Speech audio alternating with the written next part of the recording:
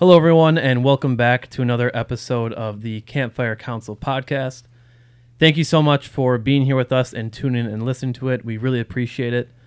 Also, remember, if you enjoy listening and watching these videos, or even if you don't, make sure to subscribe, leave a comment, and press that like button. We'd definitely appreciate it. Also, a quick little shout out to Brandon, who is unfortunately not able to make it tonight. He is actually just finished up his last exam for college and will be graduating. So huge shout out to Brandon. Super proud of you, and we'll be excited to have him back for the next episode. But yeah, today's going to be really cool. It's going to be a little bit more laid back. I'm super excited about this one, but Noah, if you want to go ahead and take it away, we'll get started. Yeah, absolutely. So for this podcast, we're taking a little bit of a different route. The past couple of ones that we've done is more like on how to grow in your faith in Christ and just to kind of be a better man or woman of God and what that looks like to carry out your faith. Whereas this one is a little bit more about, hey, like the Bible is kind of a weird book.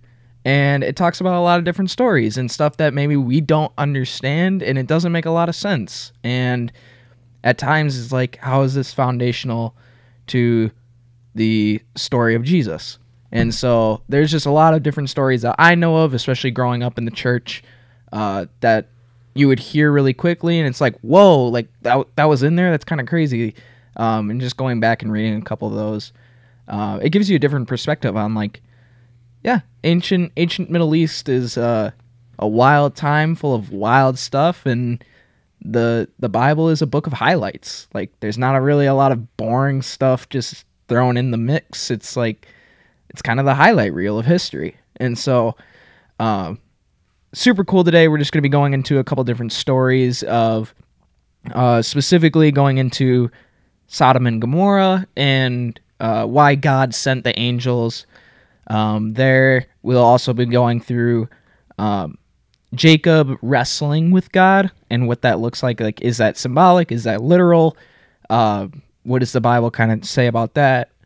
Another one that we'll go into is Elijah, the prophet, and him having kind of like a duel with some other pagan prophets of the day. And the next one we'll kind of dive into is also Moses battling, kind of dueling again, like I said, with the sorcerers of the Pharaoh.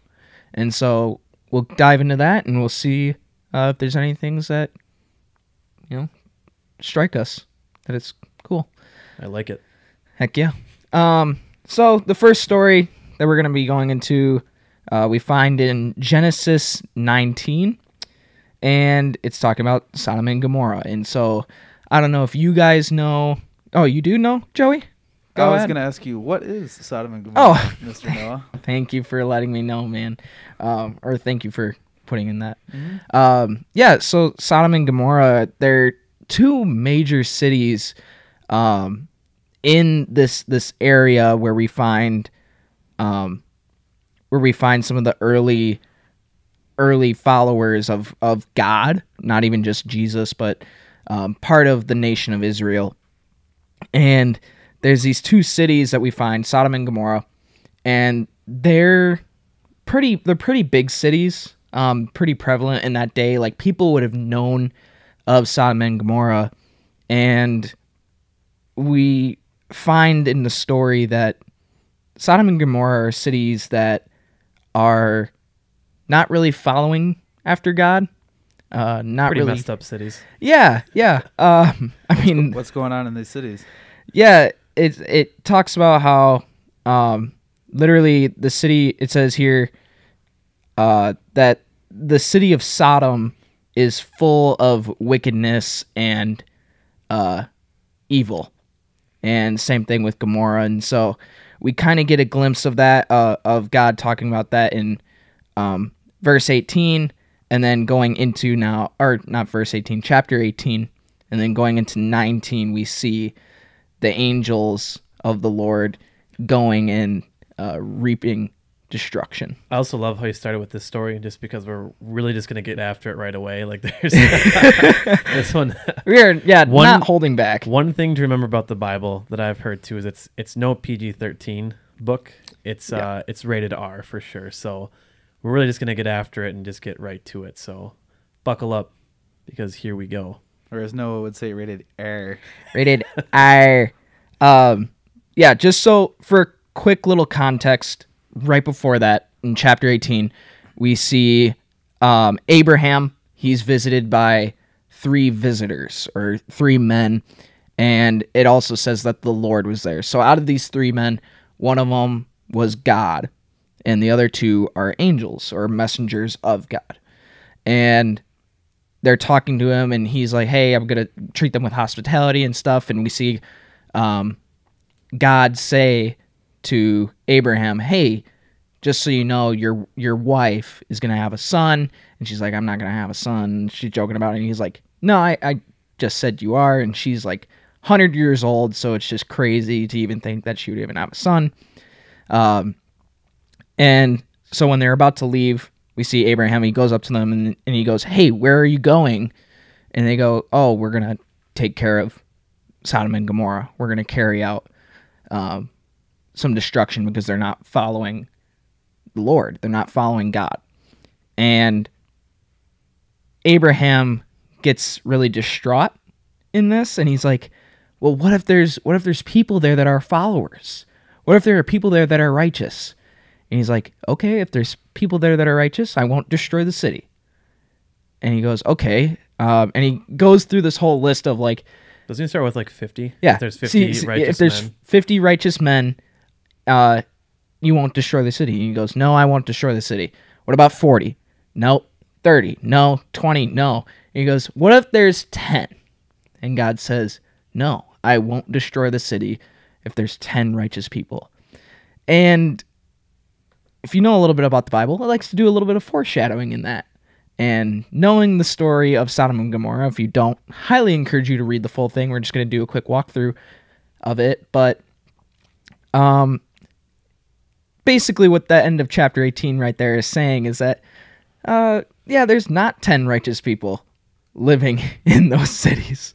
Uh-oh. And we see, starting off in chapter 19, we see that the 2 angels arrived at Sodom in the evening, and Lot, who was a family member of Abraham, was sitting in the gateway of the city.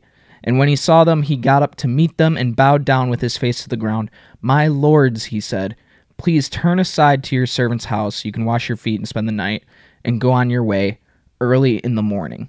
And so typically what would happen in that culture is angels would kind of show up, and it would be like a great appearance for people. And you would naturally, because angels are typically depicted as like scary or frightful or obscenely like amazing, it's just hard to even comprehend.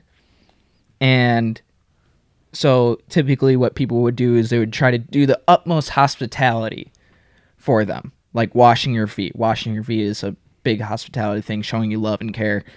And then going on their way, and they're obviously not going to go on their way.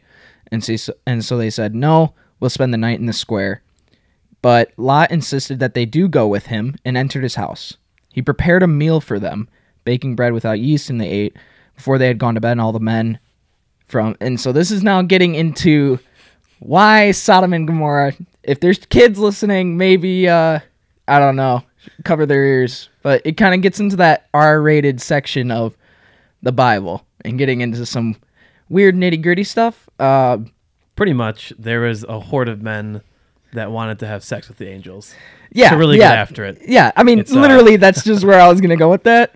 But, yeah, so they knew they were angels, and because they were angels, that's why they wanted to do that?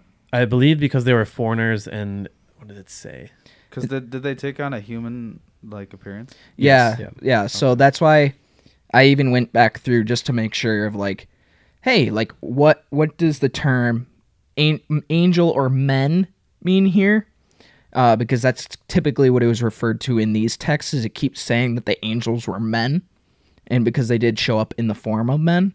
And I looked up, okay, is it actually talking about men? Is it talking about something different? And it's strictly saying the word men. So they looked like you and me, except beyond what we could think. Like, think of like Abercrombie model, except like 20 times more like beautiful or handsome or whatever you want to call it. Like, unbelievable, right? And so yeah, it says, they called out to Lot, "Where are the men who came to you tonight? Bring them out so we can have sex with them." And The Bible's so blunt. I mean, literally, like, and Huh. Lot tries to negotiate with the people and say, "Nope, hey, don't go after these men. Like, I have 2 daughters," which that's even crazy that you would even give your daughters over, but trying to protect the angels, right? Yeah, that's something I struggle with in like reading this story in particular. I understand the hospitality of during that time period, it was your responsibility to protect, to feed, to house your guests. And I get that. The thing that I kind of struggle with is like offering up your daughters to this horde of men so that they wouldn't have the guests, the 2 men that are with them, the angels. And that's just something, I don't know if you guys heard anything about that, or how, like, if there's something you can pick apart about that. That just kind of blows my mind of like, hey, don't have these men my guests, but here are my 2 daughters. Yeah.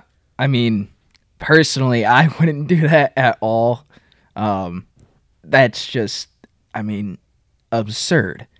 And what I find interesting about this passage, though, is we see that these cities are wicked and debaucherous, and they're doing something, and like they specifically say, so we can have sex with the men, right? Diving into that, and it's like they don't want the women, they don't want the daughters, and so like that's just another thing too of just how like it's showing how wicked and how sinful these people are, and just like, nope, we're steadfast in our ways, we're not going to take that, we're going to keep doing what we want to do, what we saw after. Noah, Yeah, what's up? So I think it's inferred that they're very attractive, but is there a verse that specifically says like they're very attractive men?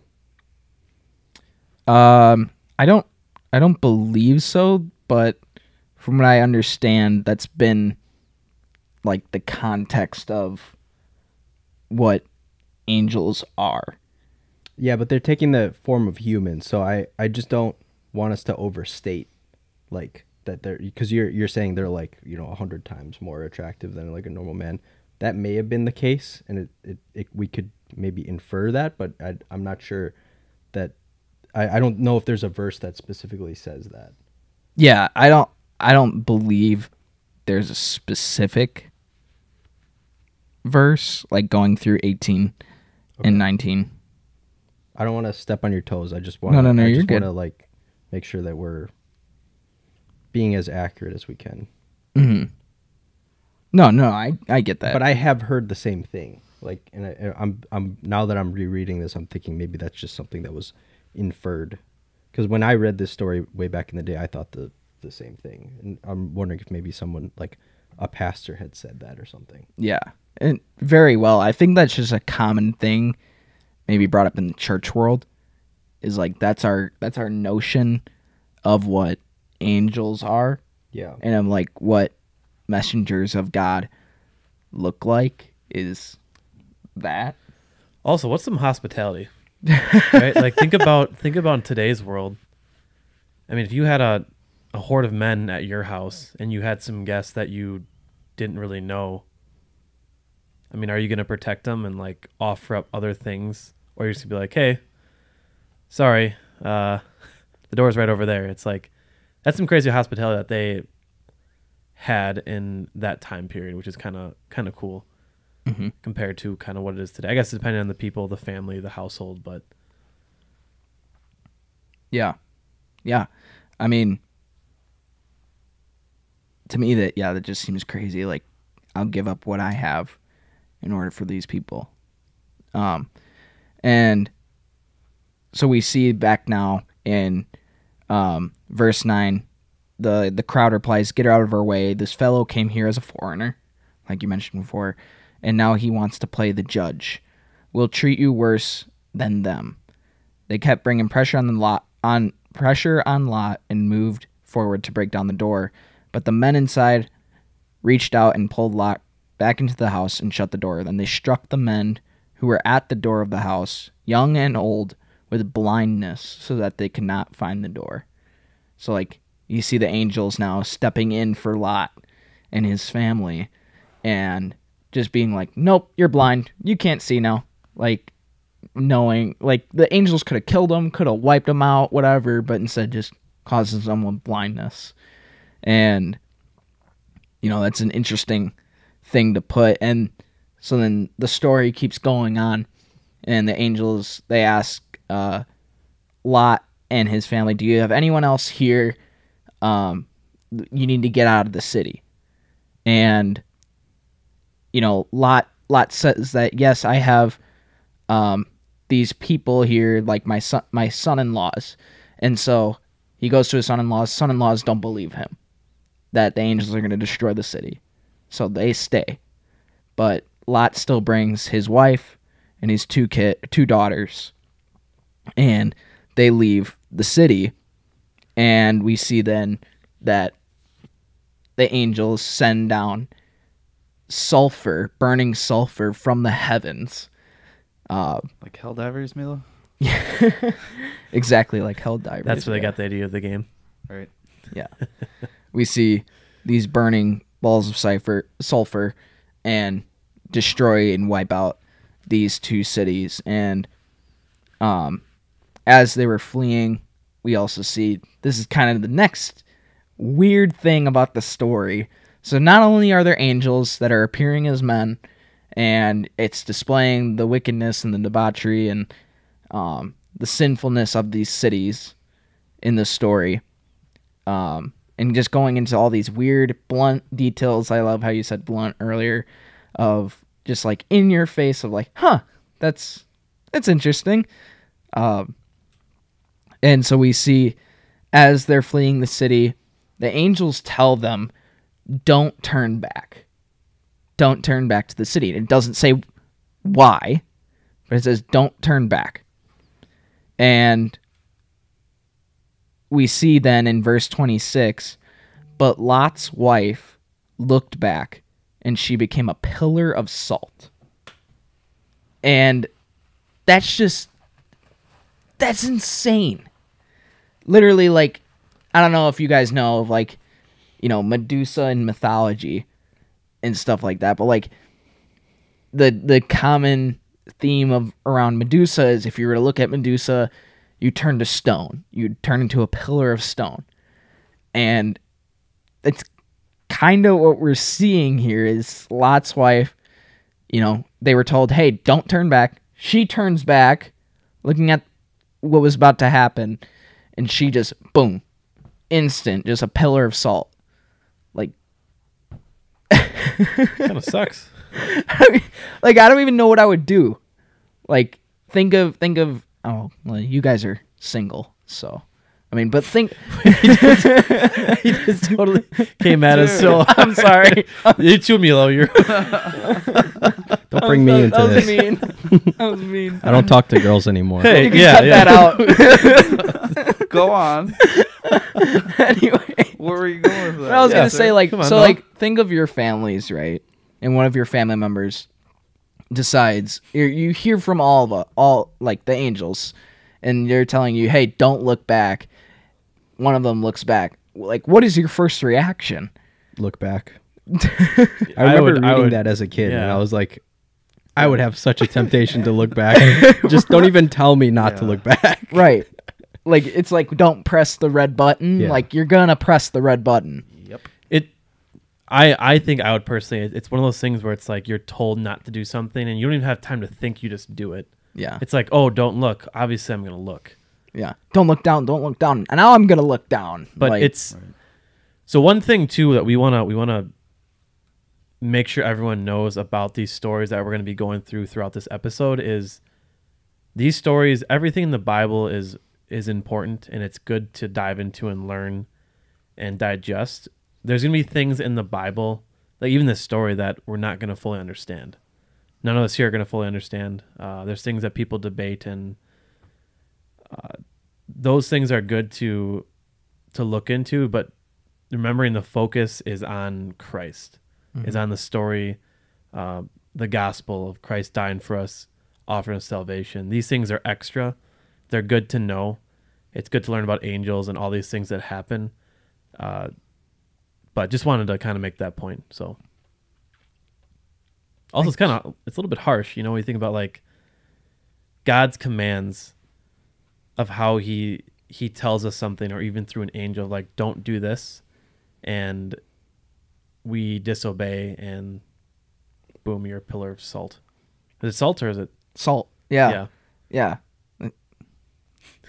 Use that for seasoning. Did they take her with them? Did they leave her?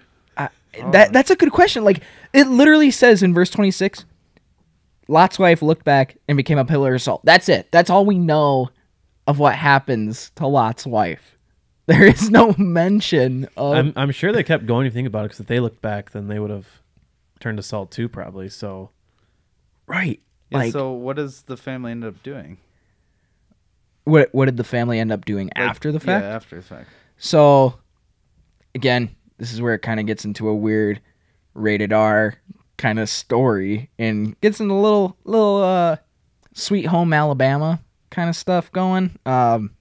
Kind of weird. That's a little bit of foreshadowing, by the way. You asked, Joey. You did ask. You're about to get the answer. Yep, and you're getting an answer. So they end up spending the night in a cave. Lot and his two daughters. Allegory of the caves? Is that what we're doing? Oh, not quite. That's 1,500 years later. okay. And I don't know, actually, but it is later. Yeah. And it basically I just don't remember the story. in that time, the father is supposed to give over the daughter to someone and to another man, and basically that's to keep bloodlines keep going and whatever, and like grow family lines and stuff, and make yourself like wealthy. Like a big portion of your wealth was how big your family was. And we see the daughters bringing up this scheme to basically sleep with their dad. Don't they get him wine drunk? Yeah, they get him drunk on wine, and then they sleep with him, so that now they're both pregnant, and they both give birth to sons. And they said they thought of it as like, oh yeah, we'll keep the bloodline going and everything. And it's like, what? Like, no, that's just wild. One thing about this story too to remember, one that's messed up, like which is just wild, but not hopefully to that extreme, but it shows, the Bible shows that it's real people with family problems, things going on with your family, which we can relate to. Hopefully not to that extreme, stuff like that, but it shows that they're broken people just like we are, and crazy things happen in our life. And the Bible clearly shows all these stories of crazy things that happen to people in the Bible. So if that could kind of... I want to back up your claim that they look different. That the angels, they were probably obviously different. Not necessarily obviously angels, because they're appearing in human form, but in verse 1 of chapter 19, it says, "Now the two angels came to Sodom in the evening, as Lot was sitting at the gate of Sodom. When Lot saw them, he rose to meet them and bowed down with his face to the ground." So immediately he sees them and like bows down to the ground. And then he says, and he said, "Now behold, my lords, please turn aside into your servant's house and spend the night and wash your feet. Then you may rise early and go on your way." They said, "No, but we shall spend the night in the square." So it seems like it was obvious to Lot that these guys are a big deal. So I think that backs up your original claim. Oh yeah, about the appearance. Yeah. I like to think that they were just really jacked. I mean, dude, Yeah. they could be Like jacked. They could be he like, probably maybe they weren't super attractive. They were just huge. And then he's That like, could be. wow, those are some big boys. Like really broad shoulders, thick necks, real thick necks. It's kind of gross. Maybe Some, they like- probably just got done with the gym. They just look know. like Brian Shaw. Just Oh, or goodness. Hafthor Just- Bjornsson, just yeah. huge dudes. yeah. It's actually just that's where strongman actually started. Is Oh. Sodom and Gomorrah. Yep. Oh Yeah. wow. They're I just didn't know like that. squatting ox in the back and in the background. True. So yeah, I mean that's kind of the story, and we see that it ends. Yes, Joey. So, like, as a new believer, what's like a takeaway that someone could get from this story and they could apply to their life? Because So it's a little wild and it's like a little crazy and there's a lot of things happening. But what's like kind of the underlining theme, and how can we use that in our daily lives? Not just as a new believer, but as like us guys. How can we also apply it? I would say one thing back to the pillar of salt, like obedience, right there. So obedience is something where, what's the wife's name again? Sarah. No. no, Lot's Yeah. wife doesn't. Right. I don't believe has a name. Well, I'm And I could be gonna call wrong. her Sarah. Sarah. She's So- not- she's Shout not out there. Sarah. Sarah is Abraham's wife. Okay, well, That's gonna be Lot's wife, when she was told, like they were told not to look back, you got to think about obedience. So throughout the Bible, there's many stories of, God asking or telling us to do things, the commands that He has. And one thing to remember too, it's very important, is these commands are not placed in our life to deprive us of fun or to have restrictions on us, but they're placed in our life because God loves us, and He knows that if we step outside those boundaries, it's going to cause harm and damage either to ourselves or someone else. So in this case, the angels are like, hey, don't look back because you're going to die. And Lot's wife turns back and boom, she's a pillar of salt. So hopefully, and today, like when it comes to us, when it comes to disobedience and sin, I don't think we're going to get struck down like that, but it's very important to remember that God has these rules. We follow the commandments in the Bible because God loves us, and He wants us to prosper, and He wants to bless us, and He knows if we step outside those things that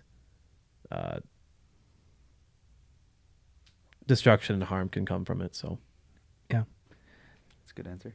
Yeah, and actually, what's crazy is Jesus references this story in the New Testament. do you know which Yeah, so he mentions it in Luke. Look at you wrote the book. Luke chapter 17, verses 32 and 33.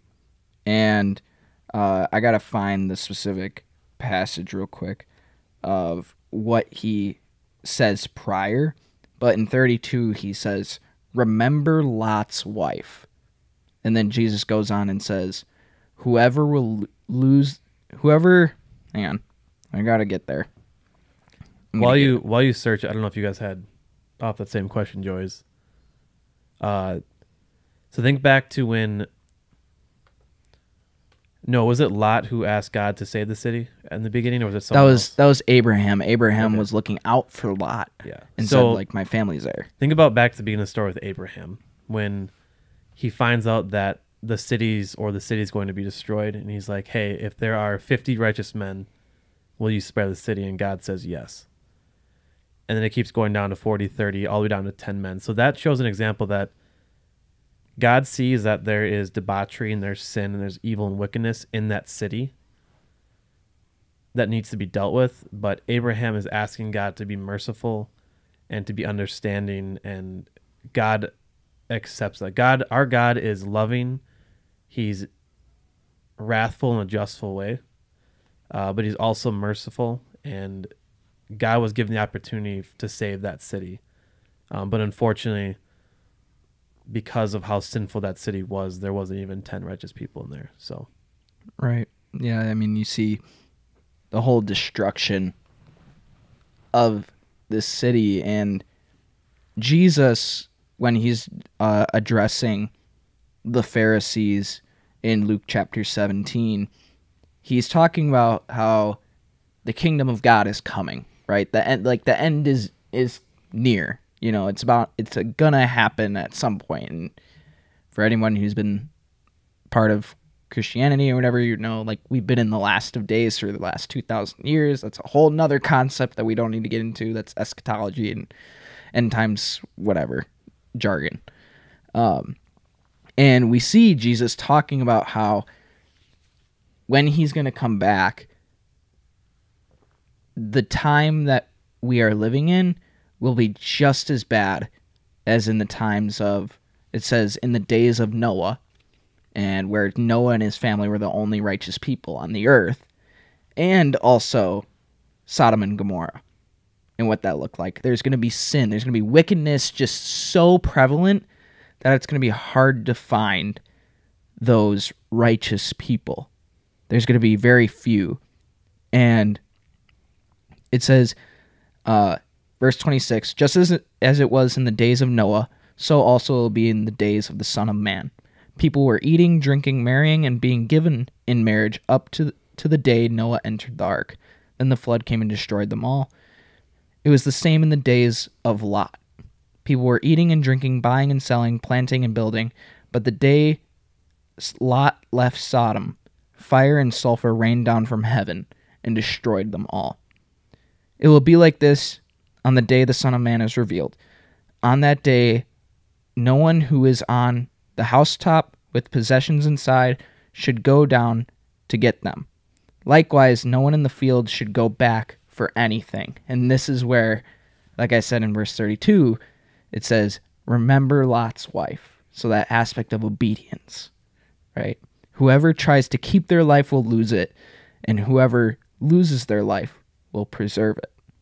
I tell you, on that night, whatever, and it goes into a little bit more stuff. Jesus is telling us, like, we are to lose our lives for God, right? We're to give up those things in our life that we're holding on to. The last episode, we talked about surrendering, I believe. Yep. Go check that out if you haven't watched that or listened to it. Great episode, and we dive into this of, like, what it means to surrender your life over to God, to give up your life for God, to obey Him, right?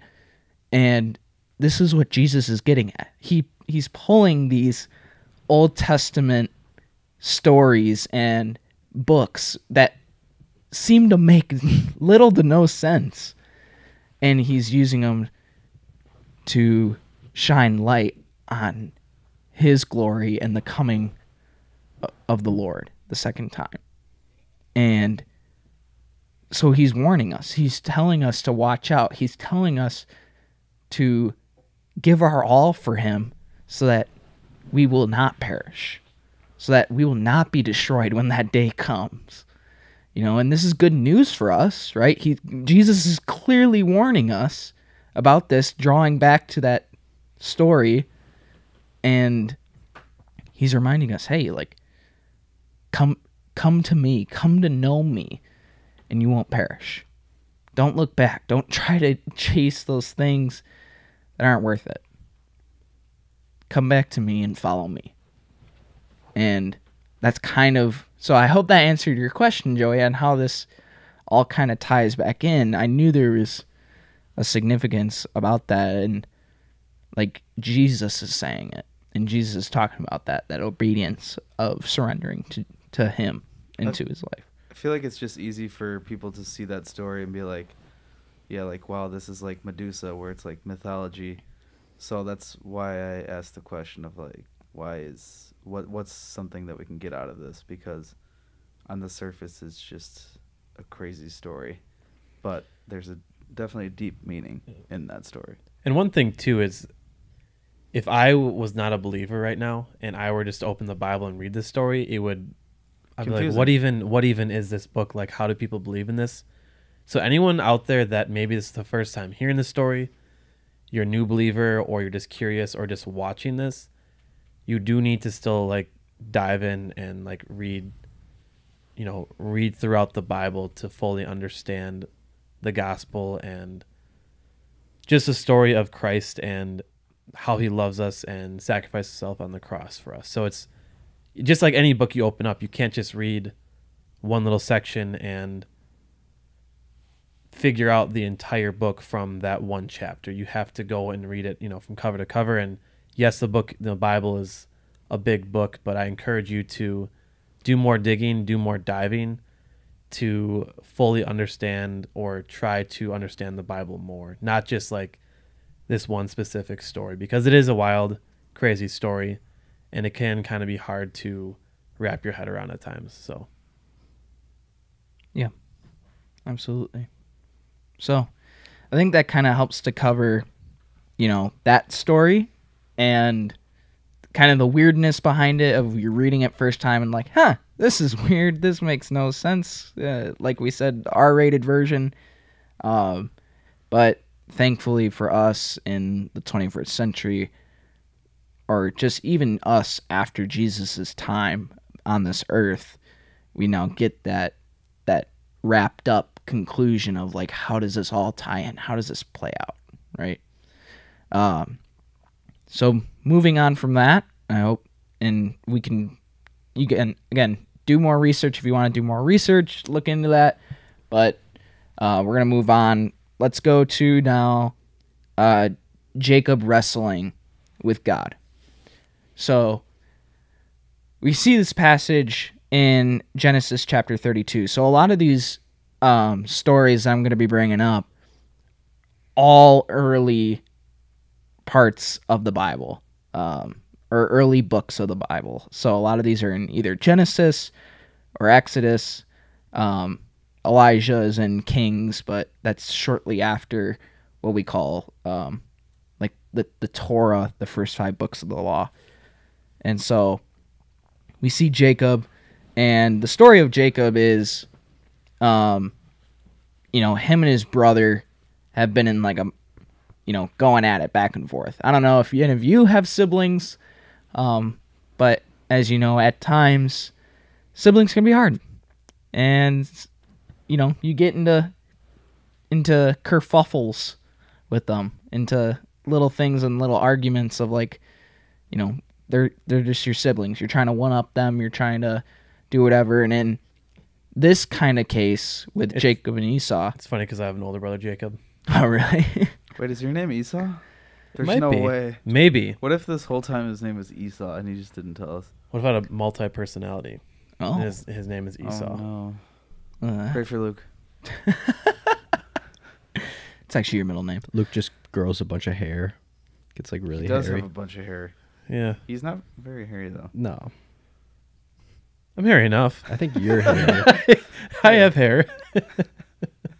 There you go. I'm thankful that I'm not super hairy. I don't want to be like Yeah, go crazy ahead. hairy. Go ahead, say something. Yeah, look You at don't look wanna at be you like a over there. werewolf. Wow. Werewolf. Look at all the hair in your legs. Dude, you got a lot of hair. Shout out Wisconsin. It's getting nice out. Weather's Have you guys getting heard of the better. new national forest called Joy's Legs? Come on.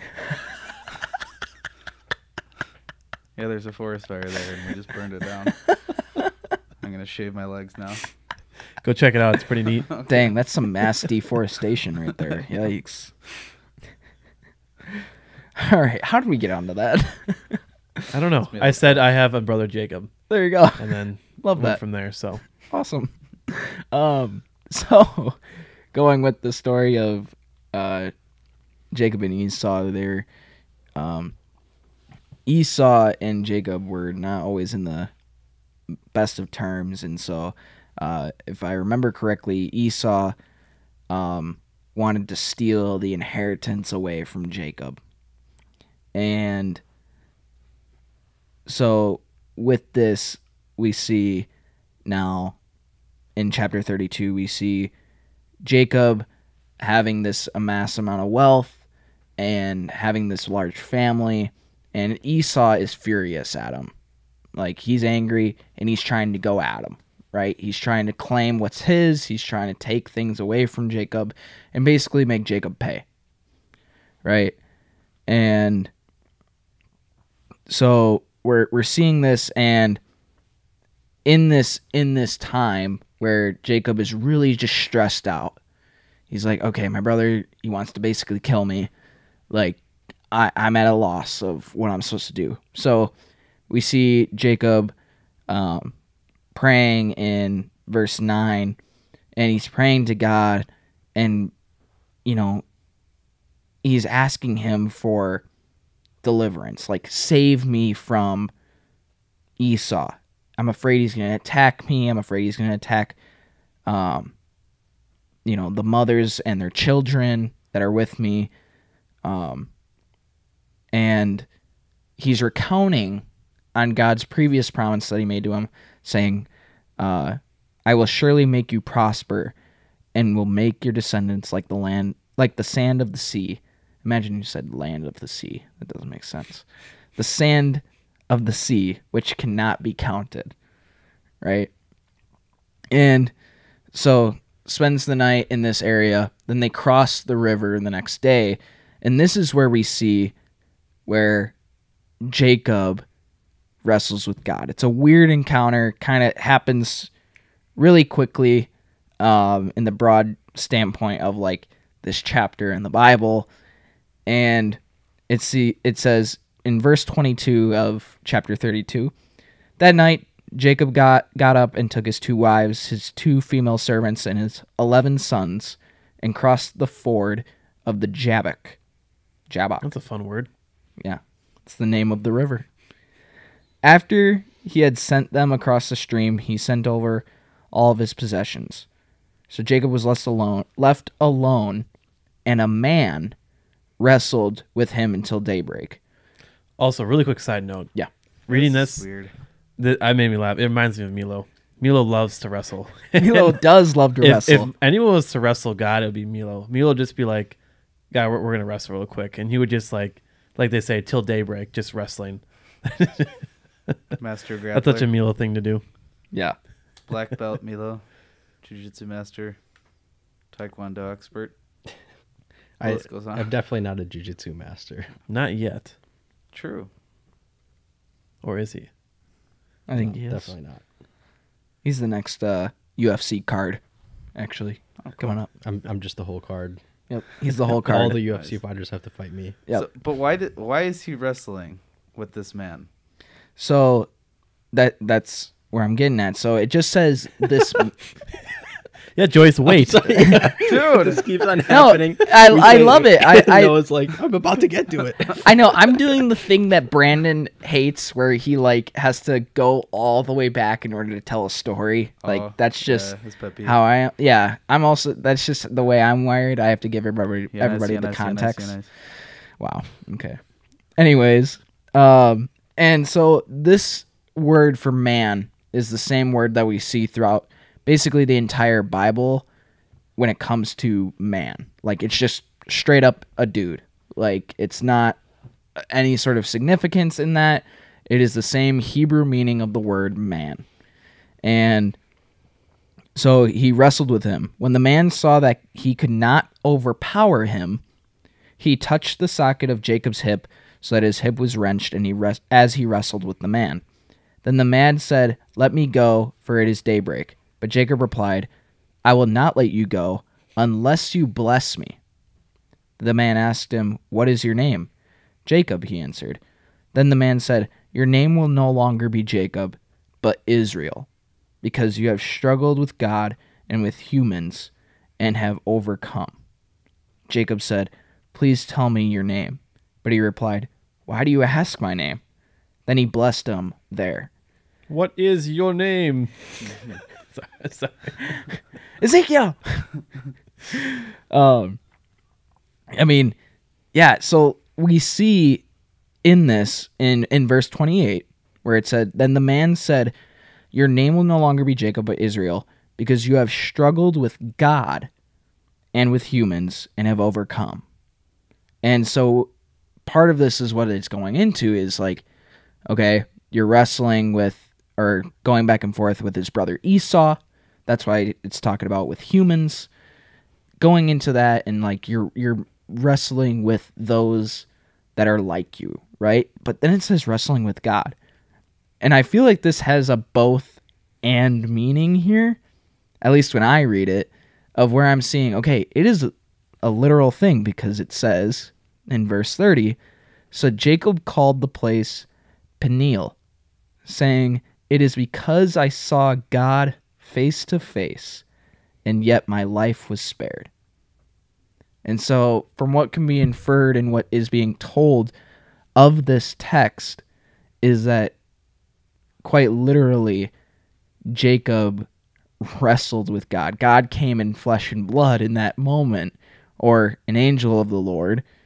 I like to go with the fact that it is legit God. So could have been Jesus at the time and we just didn't know it, or they didn't know it, but God came in flesh and blood then and wrestled with him.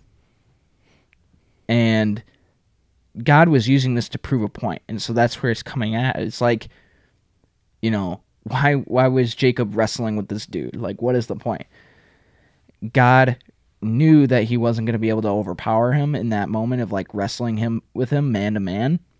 And he uses that as a way to be like, yep, you stood up to my trials and my tribulation, or all the things that have kind of come your way, and I'm going to bless you because of it. Do you think God like tombstone Jacob? Probably not. I hope not. I don't know why I'm picturing that. Just like a full. I'm sure he WWE. has some pretty wild moves. Oh, absolutely. Yeah. If for those of us listening that don't understand what that reference is, can you state that? Well, that's just from some WWE wrestling way back in the day. If you don't know what it is, look it up. Just look up Tombstone. You'll find You know, it. do your research. Yep. It's just a practical move you can do on your opponent. Milo knows how to do it. He's done it all the time. Hundreds of times. Yeah. Countless. I don't Yeah. know. I don't know that move. You We'll never show heard it. of the Tombstone? Let me explain it Tombstone really pile quick. driver? Okay, so There you go. you would be face to face with your opponent. Joyce, I'll demonstrate on you. I don't think that's a good idea. You just simply flip them upside down. You just hold them, and then you just drive their head into the ground. The tombstone. Is that also called a pile driver? Correct. It's a tombstone Yeah. pile driver. Yeah. That's Thank just you. the Thank name you. Okay. of the because no, we don't have to get into it. Okay. Tombstone is a wrestler. No, Look at the- Undertaker is the wrestler. Undertaker is the Tombstone wrestler. is his move, which Okay. is a pile driver. Okay, gotcha. All right. It all comes full circle. There it yeah. is. Anyways, now you were Anyways. just educated Yeah, a little now bit more everybody about knows about it. WWE. So there you go. Yep. Hey, who knows? God was probably using some wild tricks. Obviously. He was on And the God top for sure turnbuckle. let Jacob Oh yeah. like have the Oh, upper for hand. sure. Well, that's why it says, "It is because I saw God face to face, and yet my life was spared." Not even saying like, "Yep, I won" or anything. It was saying my life was spared. Jacob had an understanding of God is all powerful, and he could just boop, I'm done. I'm dead. What a cool experience, though. But Like why did he let Jacob have the upper hand? Um, Sorry to interrupt you. No, No, you're you're good. good. It's Just in my part of head. it is about the blessing that God is fulfilling, that promise that he's fulfilling with Jacob. So Jacob prayed, earlier in the text, saying, "Save me, deliver me from my brother, bless me, because you have said, I will bless you and make you into a great nation." And this is part of that fulfilling his promise in that, what he was saying of like, because of this quarrel with me, I am now going to bless you. And, that's like proving to me that you're worth it. But isn't quarreling with God and resisting God a bad thing? So, yes and no. We do see it actually at one point. I don't want to say maybe quarreling in the sense of like resisting God. But he's wrestling God. He's like he's actively resisting God. True. Isn't that the symbolism there? And I think so, and that's what I was, thinking about. It was like, Yeah. it has that double meaning of like, it's not just the physical. Yep, I just wrestled with God, and He's gonna bless me because He let me win. Like, Couldn't it also just be like God presents us with opportunities to overcome things? So you might pray. I've heard before, like you pray for wisdom, and sometimes we've seen in the Bible where God blesses people with wisdom, like He gives it to them, and other times God will present opportunities for us to gain that wisdom. Or you want to be patient, you ask God for patience. Will sometimes place opportunities for you to practice your patience. So maybe by Jacob, maybe this was some kind of challenge, or for him to overcome and physically wrestle with him, as I don't know, it's just kind of something that came to my head. Yeah. Maybe like a challenge that God was presenting him to try to overcome. But it was just a thought. Yeah. If we don't learn anything, if we're presented with a challenge that just completely overpowers us. Yeah. So I wonder if that has any significance here. And it could. I don't know. Or maybe could it also show that like he came as a human form, right? Mhm. To Man. Yeah, as a man. per se to be on the playing field, which we know is not true of Jacob. Like he's still God. But he, in a way, like I'm thinking about it, that they're wrestling man to man, even though he's still God, but Jacob can't overcome him, right? It said? Or he did. He did, but not in the sense of like he won over him. Like, so neither person can overpower each other. That's at least what it says. But it does say that like Jacob didn't let him win. Like Jacob held his own in that sense, and Jacob doesn't walk away uninjured and unharmed. Yeah. We actually see that his hip ends up becoming messed up in some sort of way, and he now limped the rest of his life because of, this encounter with God, which is so wild to me. Like, why would God give you a limp but yet still bless you? Like, that's weird. You get what I'm saying? Like, these stories sometimes just don't make sense in certain ways, or at least not every single detail. Maybe it could be also like an example or lesson of, it shows that even God in a human form, like he can't overcome. Like you're wrestling with God, you're struggling with God, like you're resisting. He asks you to do something, or something happens in your life, and you keep pushing back and you keep pushing back. And God is literally like coming down to, per se, his level as a human and physically wrestling with him. And neither one can overcome each other, but it's like maybe an example that God's trying to teach Jacob, that you can wrestle with me all you want, you can fight back all you want, but you're not going to overcome me. Like, I am God, which he's saying, and you're Jacob. And you can do this. We can go on all day. Like they went till daybreak, but you're not going to overcome me. And Jacob even came out with an injury. So I don't know if that's maybe an example of maybe a lesson he's just trying to teach to Jacob, but I could be wrong. I'm not 100%. So It has to I also like it. be a symbol of the future of Israel as well, and their struggle with God. Like, he even changes his name to Israel. So I think That's there's true, some yeah. significance to Jacob's lineage, or Jacob's offspring, and their struggle with God as well. And how, like, the whole Old Testament after this is like how the Israelites are righteous, and then they rebel against God, and they come back and repent, and then they're righteous, and then they rebel against God again. There's a lot of that. It's like a cycle that just goes on and on. But which is also kind of like a symbol of our lives too. Oh yeah, absolutely. Yeah, I like that, Milo. It's good. But I will say, I don't think I fully understand this story, and Me I think neither. there's more to it that I think I'm just not getting.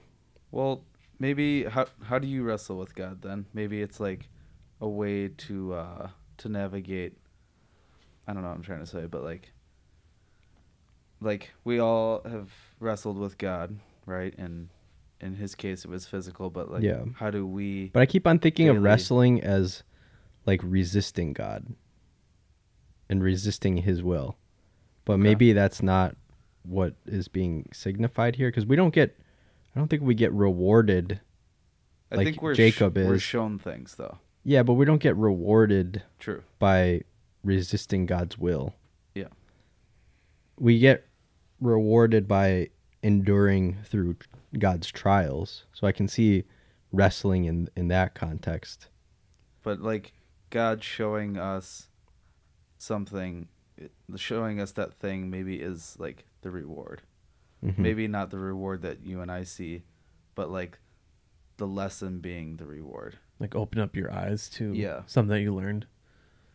So Mm. maybe it's not Yeah. exactly Yeah. what you're thinking is like being blessed.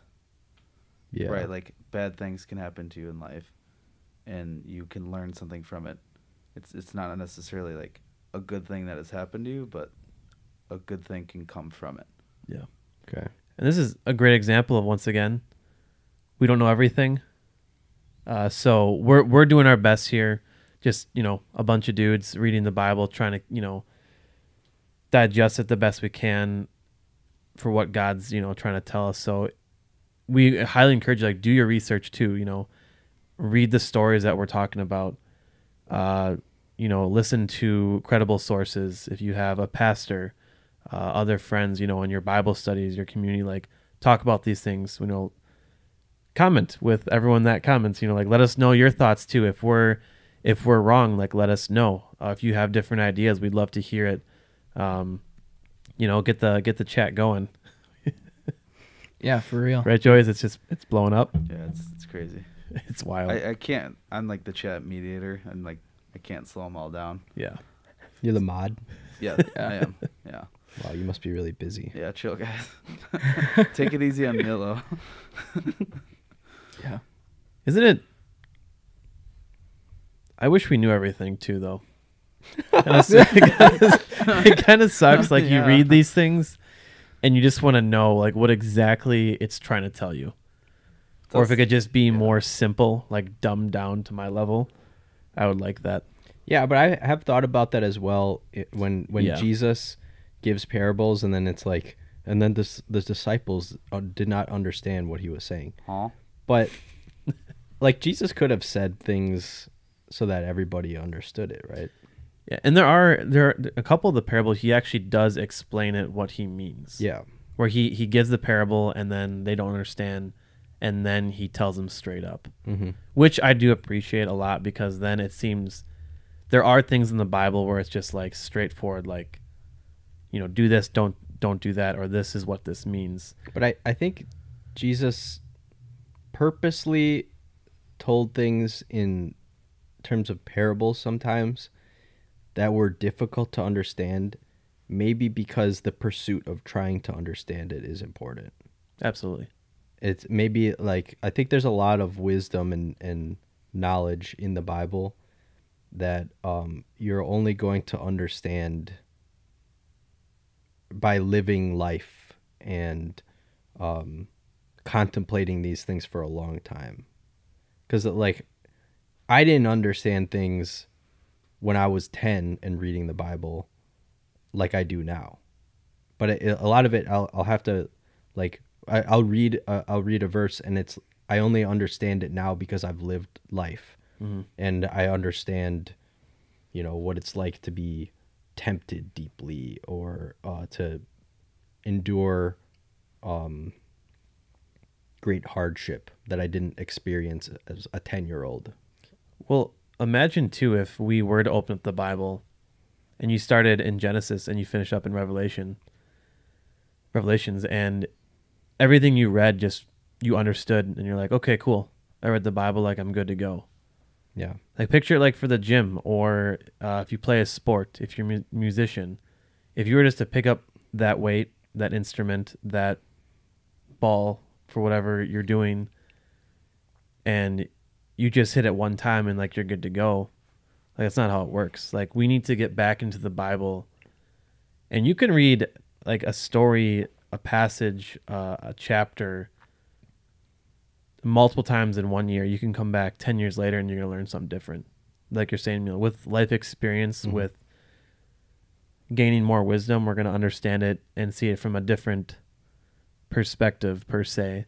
And that's the cool thing about it too, because it's a never-ending challenge, and it's a never-ending opportunity to learn. And that's what I love about it, because same thing with the gym. I wouldn't just go to the gym if you just, okay, I hit that weight, I'm done. Like, you want to continue to lift heavier, get stronger, be healthier. Yeah. Or for that sport, you want to become faster, jump higher, reach all those goals that you have. And that's one thing I really enjoy, is just the challenge of the mind, the challenge of the heart, and be able to go after those things, pursuing Christ to get one step closer to him. Who's stronger? Somebody that was born just huge, walks into the gym for the first time and can deadlift 500 pounds like his first day, or somebody that had to struggle to get to 500 pounds? Struggle. They by both far. lift the same weight. Yeah, but you got to think about, they started from where they were. Yeah. And you think about, if you lift X amount, but you had to build your way up to that weight, Yeah.